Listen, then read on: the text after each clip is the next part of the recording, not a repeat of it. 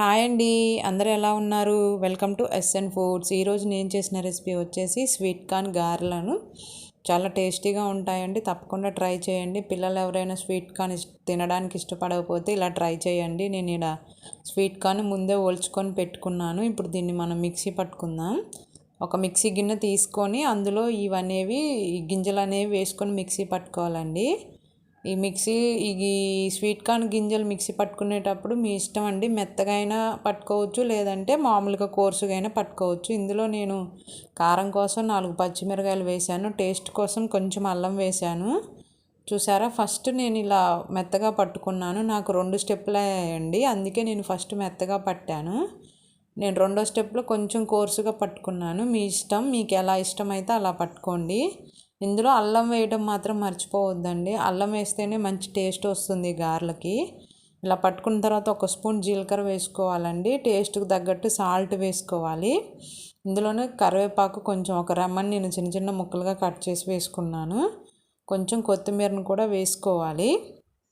ఇందులోనే చిన్న ఉల్లిపాయ తీసుకొని దాన్ని చిన్న ముక్కలుగా కట్ చేసుకొని వేసుకోవాలి. నేను ఇందులో పచ్చిమిరకాయలు వేసాను కదా, కొంచెం కారం వేస్తున్నాను. మీ ఇష్టం అండి, మీకు ఎంత కారం కావాలో చూసుకొని వేసుకోండి. ఇప్పుడు వీటన్నిటిని కలిసేలాగా మిక్స్ చేసుకోవాలి. ఇలా మిక్స్ చేసుకున్నప్పుడు ఉండ చేసుకొని చూసుకోండి మనకి గారెలు అవుతాయా లేదా అని. ఎందుకంటే స్వీట్ కార్న్లో కొంచెం వాటర్ ఎక్కువ ఉంటుంది కాబట్టి కొంచెం ఈ పిండితో అయితే గారెలు అవ్వవు. కొంచెం నాకు ఇక్కడ కొంచెం లూజ్గా ఉందని చెప్పేసి నేను ఇందులో కొంచెం వరిపిండిని యాడ్ చేసుకుంటున్నాను. ఇక్కడ ఒక 4 స్పూన్స్ తీసుకున్నాను, కానీ మొత్తం వేయట్లేదండి. ఫస్ట్ కొంచెం వేసుకుంటున్నాను, చూసుకొని మళ్ళీ కావాలంటే మళ్ళీ వేసుకుంటాను. చూసారు కదా, ఇక్కడ మొత్తం కలుపుకోవాలి. ఇలా మొత్తం కలిసేలా కలుపుకొని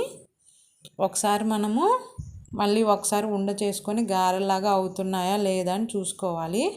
నేను అలానే చేస్తున్నాను. మన ఛానల్ ఎవరైనా ఫస్ట్ టైం చూస్తే సబ్స్క్రైబ్ చేసుకోండి, పక్కనే ఉన్న బెల్ ఐకాన్ని క్లిక్ చేయండి, లైక్ చేయండి, షేర్ చేయండి, కామెంట్ చేయండి. నాకు ఇక్కడైతే గారెలు అవుతున్నాయండి, నేను వేసుకొని చూసుకుంటున్నాను. ఆయిల్ పెట్టుకుందాము. కడాయి పెట్టుకొని ఆయిల్ హీట్ చేసుకోవాలి.